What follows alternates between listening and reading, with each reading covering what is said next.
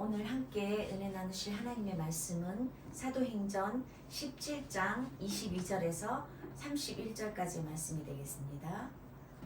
제가 봉독해 드리겠습니다. 바울이 아레오바고 가운데 서서 말하되 아덴 사람들아 너희를 보니 범사에 종교성이 많도다. 내가 두루 다니며 너희의 위하는 것들을 보다가 알지 못하는 신에게라고 새긴 단도 보았으니 그런즉 너희가 알지 못하고 위하는 그것을 내가 너희에게 알게 하리라. 우주와 그 가운데에 있는 만유를 지으신 신께서는 천지의 주제시니 손으로 지은 전에 계시지 아니하시고 또 무엇이 부족한 것처럼 사람의 손으로 섬김을 받으시는 것이 아니니 이는 만민에게 생명과 호흡과 만물을 친히 주시는 자이시니라. 인류의 모든 족속을 한 혈통으로 만드사 온 땅에 거하게 하시고 저희의 연대를 정하시며 거주의 경계를 하나 하셨으니 이는 사람으로 하나님을 혹 더듬어 찾아 발견케 하려 하심이로되 그는 우리 각 사람에게서 멀리 떠나 계시지 아니하도다. 우리가 그를 힘입어 살며 거동하며 있느니라. 너희 시인 중에도 어떤 사람들의 말과 같이 우리가 그의 소생이라 하니 이와 같이 신의 소생이 되었은즉 신을 금이나 은이나 돌에다 사람의 기술과 고안으로 새긴 것들과 같이 여길 것이 아니니라.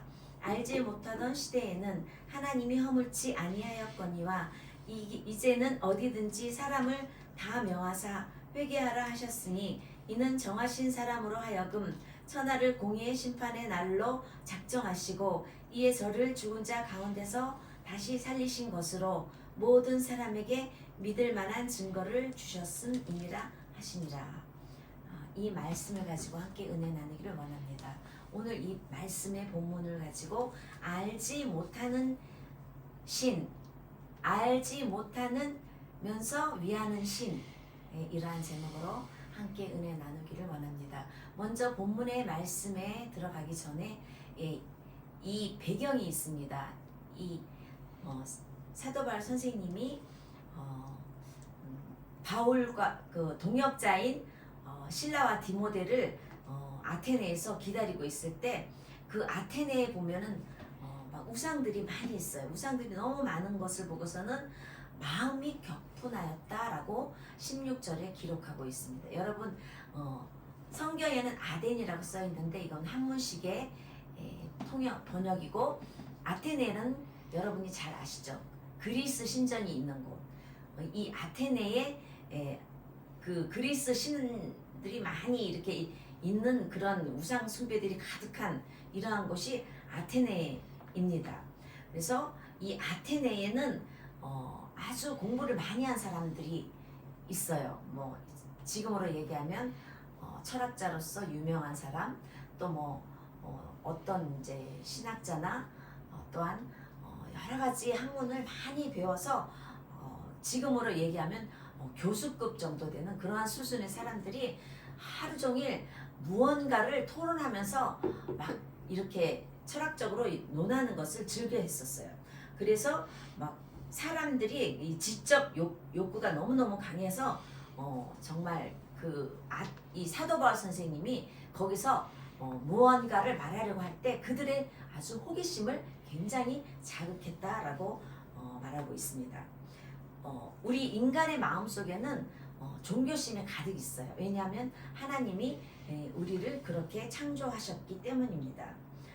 그리고 이렇게 종교심을 가질 수 있는 것은 인간이기 때문에 인간은 그런 동물과 달리 종교심을 영혼을 사모하며 종교심을 갖고 있습니다. 전도서 3장 11절에 사람에게 주어진 특권이라고 말씀하고 있습니다. 그래서 하나님이 이 모든 것을 지으시되 때를 따라 아름답게 하셨고 또 사람들에게는 영원을 사모하는 마음을 주셨느니라 라고 기록하고 있습니다. 그래서 사도 바울 선생님도 이렇게 얘기를 했죠. 위대한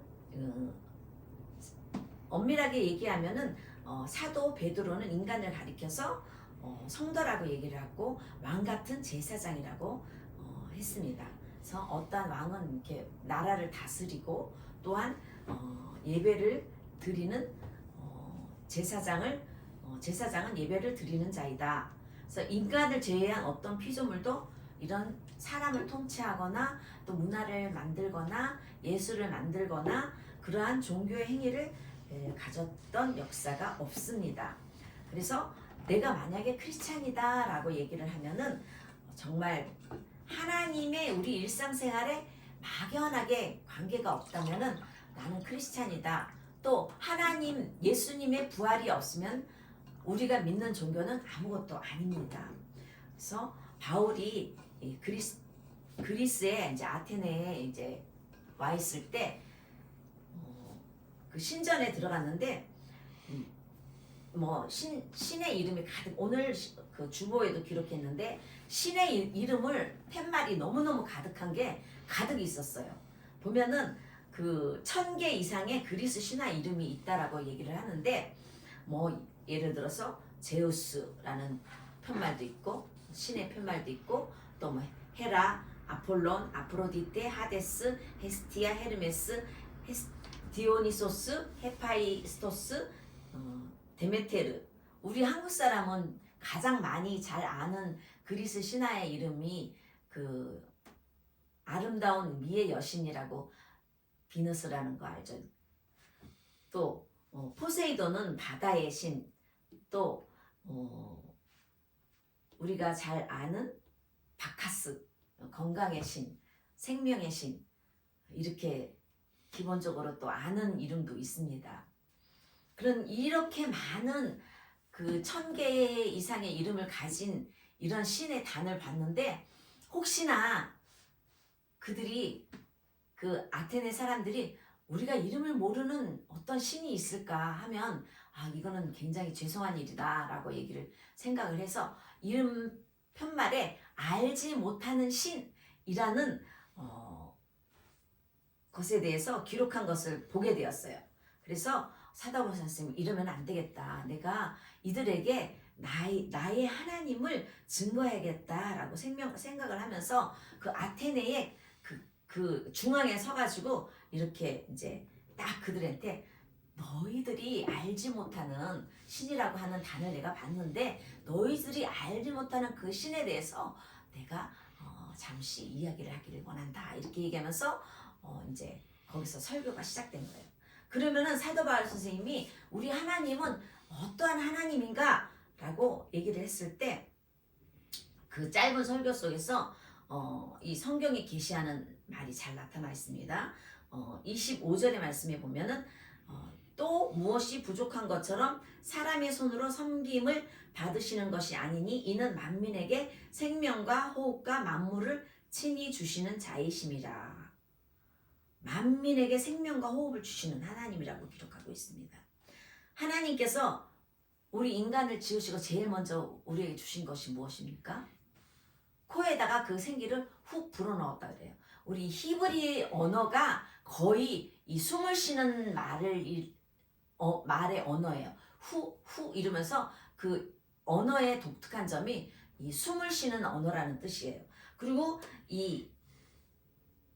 그 창세기 2장 7절 말씀에 보면 여호와 하나님이 흙으로 사람을 지으시고 생기를 그 코에 불어넣으시니 사람이 생명이 된지라 그랬어요. 그 코에 생기를 불어넣었다 그래요. 히브리어로 푸뉴마라고 그러는데 그 코에 생기를 불어넣었다는 것은 살아서 움직이는 사람이라 해요. 로봇 같은 그런 것이 아니라. 그래서 영적으로 이렇게 우리가 이 호흡 생기가 없으면 죽은 사람이나 마찬가지예요. 그래서 마지막 때는 이 적그리스도가 이 생기를 우상에게도 준다 그랬어요. 요즘에 보면은 뭐 인터넷 같은 데도 영어 회화 가르쳐 주는데 전부 로봇가 막 이렇게 대화를 해주고 이런 거 보면은 점점 그러한 세상이 가까워지지 않았나. 혹시 이 로봇을 적그리스도라고 표현하는 것이 아닌가라고 이야기하는 신학자도 개중에 있습니다. 계시록 13장 15절에 보면 저가 권세를 받아 그 짐승의 우상에게 생기를 주어 그 짐승의 우상으로 말하게 하고 또 짐승의 우상에게 경배하지 아니하는 자는 몇이든지 다 죽이게 하더라 라는 기록도 있습니다.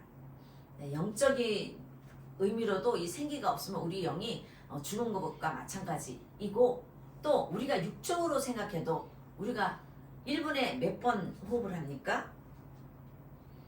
우리가 보통 똑딱 똑딱 그러면은 15번 아니면 16번 정도 호흡을 해요. 그래서 이렇게 똑딱 똑딱이라는 표현을 하지 않습니까? 그런데 이거를 하루 전부 계산을 해보세요. 얼마가 되겠어요? 22,000번 호흡하고 있다는 것입니다. 그래서 우리가 어떤 폐렴에 걸렸거나 기관지 천식이라든가 이렇게 요즘에 이렇게 빨대로 이렇게 기관지 천식 생겼을 때 막 이렇게 그 흡이 나는 그런 기계도 있지 않습니까?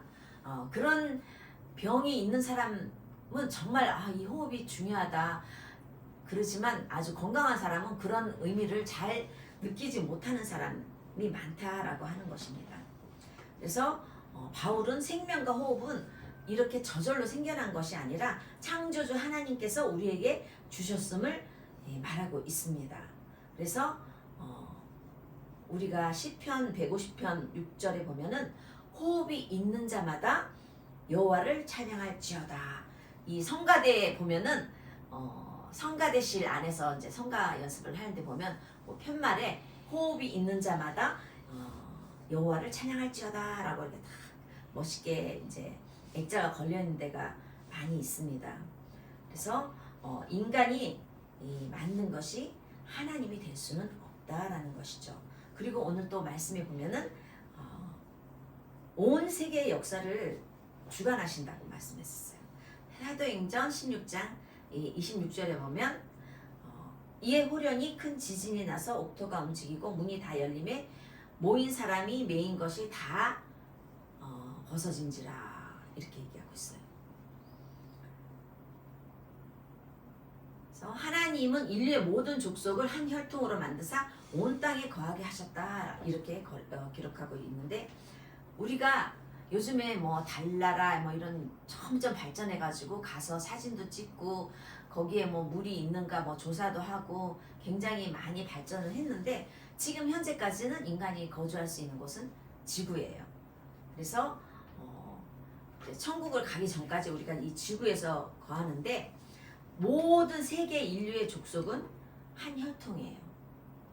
하나님이 먼저 사람을 창조해서 거기서부터 났다라고 이렇게 기록하고 있습니다. 그리고 지구 이외에 다른 어떤 혹성 뭐 여러 가지 혹성이 있는데 거기서는 인간은 생존할 수가 없다라는 것이고, 또한 성경에 보면 역사의 연대를 정하셨다 그랬어요. 역사의 연대, 우리 영어로 얘기를 하면 뭐 BC, AD 이렇게 기록을 하는데 예수님이 탄생 이전 이후 그런데 거기에 또 영어를 보면은 히스토리라고 있어요. 히스토리 누구의 스토리일까요? 히는 예수 그리스도를 의미합니다. 그래서 역사를 표현할 때 히스토리라 이렇게 이야기하고 있는지도 모릅니다. 이 우리가 역사를 보면은 한국도 뭐 그 구석기 시대, 신석기 시대, 뭐 삼국 시대, 조선 시대 여러 나라가 합쳐졌다가 나눠졌다가, 또 뭐 프랑스도 보면은 프랑스에도 여러 작은 왕국이 많이 있어요. 그런데 프랑크 왕국이 통일했기 때문에 그 이름을 또 프랑스라고 이름 짓지 않았습니까? 많은 사람들이 수천 년 동안 그대로 그 역사를 가지고 지닌 그런 나라는 아무도 없습니다. 다 다시 멸망했다가 또 다시 세워졌다가 이렇게 수많은 변천사가 있습니다. 그래서 우리는 여러 가지 기독교의 종교도 마찬가지인데 뭐 동양도 그렇고 일본도 그렇고 뭐 한국도 그렇고 또 유럽도 그렇고 뭐 아메리카 뭐 미국 전부 다 역사가 변했어요. 그래서 역사는 이렇게 인간의 정치권자가 다스리면서 이렇게 변해가는 것이 아니라 역사의 주관자는 하나님이십니다. 그리고 오늘 말씀해 보면 거주의 경계를 하셨다라고 기록하고 있습니다. 하나님께서 그 거주의 경계, 역사의 변천에서 본 것처럼 하나님께서 정하신 거주의 경계를 뛰어넘어서 점령을 하려고 하면은 그게 오래가지 못했다고 기록하고 있습니다. 뭐 여러 가지로 우리가 어떤 그 물질적 자원 때문에 아니면 그 땅 때문에 지금 뭐 여러 가지 러시아, 우크라이나, 베네수엘라 뭐 여러 가지 그런 인간의 욕심 때문에 일어나는 그 전쟁들도 다 하나로 될 수가 없습니다. 일시적으로는 실현된 것 같이 보일 수도 있지만 그러나 어떠한 그 얽매이 경제적으로나 정치적으로나 그것을 얽매이려 하면 단기적으로는 얽매인 것 같아도 언젠가는 그것을 하나님이 때가 되매 또 그것을 풀어질 때도 있고 합쳐질 때가 있다라는 얘기죠. 그래서 그거는 하나님의 권위에 도전하는 그런 것입니다. 그래서 하나님의 섭리를 믿는 크리스찬들은 여기서 대항하다가 박해를 받지만 결국에는 크리스찬들은 구원을 받게 된다. 자, 오늘 말씀해 보면 또 사도행전 17장 27절의 말씀해 보면 이는 사람으로 하나님을 혹 더듬어 찾아 발견케 하려 하심이로되 그것을 우리 각 사람에게서 멀리 떠나 계시지 아니하도다 그랬어요. 자, 하나님은 어떤 하나님이십니까? 항상 우리와 함께 하시는 임마누엘의 하나님이십니다. 그래서 성경의 말씀해 보면 손으로 더듬어서 하나님을 혹 더듬어서 찾아 발견할 수 있다라고 기록하고 있습니다. 그래서 멀리 계시지 않다 이런 표현을 손으로 더듬어서 찾아 발견케 하려 하신다고 말씀하고 있어요. 그 뜻은 뭐냐면은 우리가 하나님이 어디에 계신가 우리 눈으로 볼 수도 없고 만질 수도 없고 그런 존재입니다. 그런데 우리는 느낄 수가 있다 그랬어요. 어떻게? 자연을 통해서 느낄 수가 있대요. 하나님이 창조하신 아까도 시편 8편이라는 찬양을 했는데 너무나 아름다운 찬양이에요. 하나님이 지으신 이 자연을 통해서 알 수 있다라고 얘기했는데 로마서 1장 19절에서 20절까지 말씀해 보면 이는 하나님을 알만한 것이 저희 속에 보임이라 하나님께서 이를 저희에게 보이셨느니라 창세로부터 그의 보이지 아니하는 것들 곧 그의 영원하신 능력과 신성이 그 만드신 만물에 분명히 보여 알게 되나니 그러므로 저희가 핑계치 못할지니라. 보라 이렇게 자연을 당신이 만들 수가 있는가? 이거는 신의 능력이 아니면 하나님이 아니면 이렇게 창조할 수가 없다라고 이렇게 핑계치 못할 것이다. 이렇게 성경은 기록하고 있습니다. 그리고 또 우리는 어떻게 하나님을 찾아야 됩니까? 예수 그리스도를 통해서 하나님을 찾을 수 있습니다.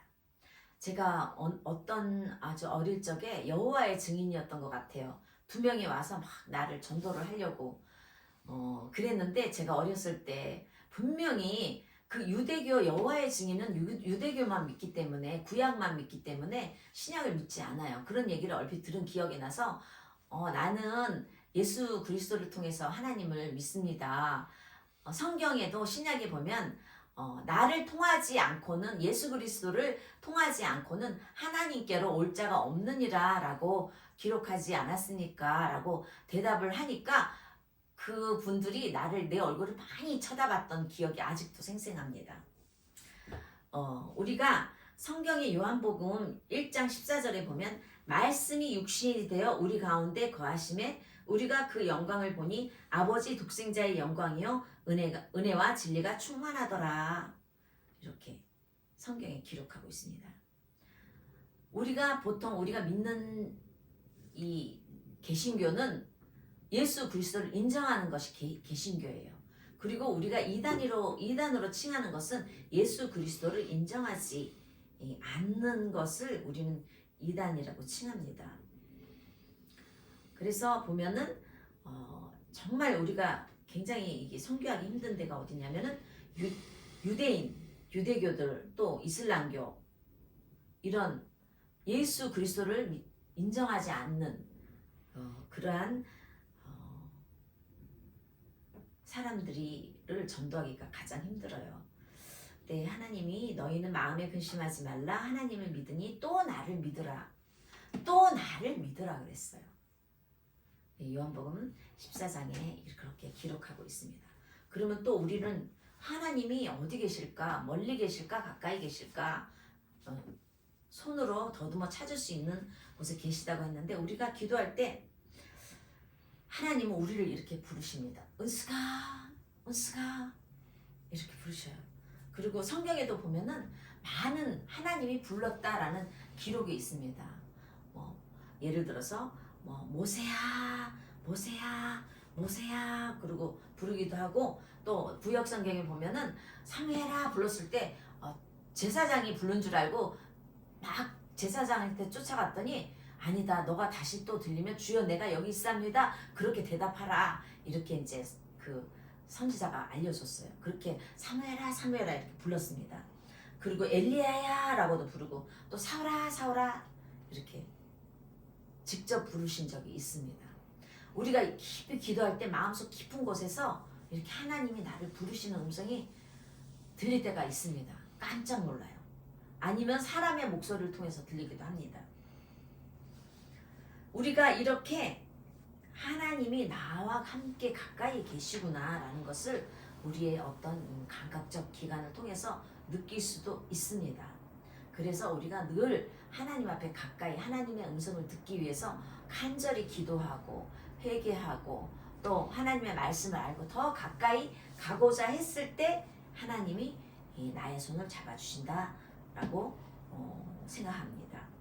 그래서 우리가 회개도 정말 시시때때로 이 유혹의 물결이 많은 이 세상에서 회개하고 또 정말 이 우리의 그 머릿속에 있는 인간적인 욕심, 욕망 또 물질적 세계를 향해서 쫓아갔을 때 정말 그럴 때는 내가 하나님과 거리가 너무 멀어져 있는 것 같기도 하고 그러나 내 마음을 비우고 하나님 앞에 더 가까이 가고자 간절히 원했을 때 하나님께서 나를 거룩하게 해주시고 또한 나를 겸손하게 해주시고 또 나를 기쁨이 넘치게 하시고 또 나의 이런 그 상처도 치료해 주시고 또 흘린 눈물도 닦아주시는 그러한 자비의 하나님, 사랑의 하나님, 은혜의 하나님, 능력의 하나님인 것을 체험하게 될 줄로 믿습니다. 그래서 우리가 날마다 기도할 때 정말로 하나님 우리의 영적인 분별력을 갖게 하세요. 하나님의 말씀 가운데 세미한 음성을 듣게 해주세요. 하나님 앞에 더 가까이 가기를 원합니다. 주여 우리의 기도에 응답하여 주시옵소서 응답하여 주시옵소서 이렇게 간절히 기도하지 않습니까? 그래서 우리가 믿는 하나님은 어떠한 그 아테네 사람들이 알지 못하는 신이라고 한 단을 보았을 때 이 사도바울 선생님이 격분해서 그 아테네 한 보판에서 그 유명한 교수들 같은 철학자 같은 그러한 사람들 앞에서 이 하나님을 담대하게 증거한 그러한 말씀이 오늘 본문에 기록되어 있습니다. 우리가 보면 일본에도 여러 가지 신화가 있죠. 아마테라스 오미카미 이게 지금 이제 여러 신이 있었지만 가장 이제 그 계보를 이어서 그 황제의 계보에 속해져서 이것이 또 신도와도 영향을 끼쳤다라는 기록도 있고 또 한국에도 단군 신화가 있지 않습니까? 그 단군 신화도 어떠한 짐승의 비유를 해서 태어났다라고는 하는데 아마 그 짐승이 어떤 한 나라를 상징했을 것 같아요. 또 이 나라가 결혼을 해서 정략 결혼을 해서 어떤 나라가 탄생한 그러한 신화인데 결국 신화라는 것은 중앙 집권적인 정치를 위해서 가장 옛날에는 많이 만들어졌다고 해요. 왜냐하면 또 인간의 심리를 이용한 것이기도 하고요. 그래서 우리는 이런 허탄한 신화를 버리고 정말 오늘 말씀처럼 하나님의 능력, 이 천지 만물을 창조하시고 우리에게 생기를 불어넣어 주시고 또 우리가 뭐 어디 멀리 떨어지지 아니하고 가까운 데서 손을 더듬어서 찾을 수 있는 그러한 우리 생활 가운데 가까이 계시는 하나님, 또한 이 모든 세계의 우주의 역사를 주관하시는 그러한 하나님을 우리는 믿고 있다라는 얘기죠. 그래서 그러한 하나님을 항상 내 마음 가운데 가지고 모든 일 가운데 하나님의 영광을 나타내는 그러한 저와 여러분이 되시기를 주님의 이름으로 부탁드립니다. 기도하시겠습니다. 하나님 감사합니다. 우리의 마음 가운데 종교심이 있다는 것은 하나님께서 우리를 창조하실 때 하나님이 지으셨기 때문에 그 마음이 생겼다고 말하고 있습니다. 우리를 날마다 가까이 계신 하나님, 정말 우리가 하나님 어디에 계십니까? 더듬어 찾을 때 우리에게 가까이 와주셔서 쓰다듬어 주시고 지혜를 주시고 치료하여 주시고 강건케 하시고 기쁨이 넘치게 하시고 은혜가 넘치게 하시는 우리 하나님을 오늘도 말씀 가운데 배웠습니다. 늘 말씀을 묵상하며 그 말씀대로 살아가는 저희들이 될 수 있도록 인도하여 주옵소서. 감사드리며 예수님 이름으로 기도드립니다. 아멘.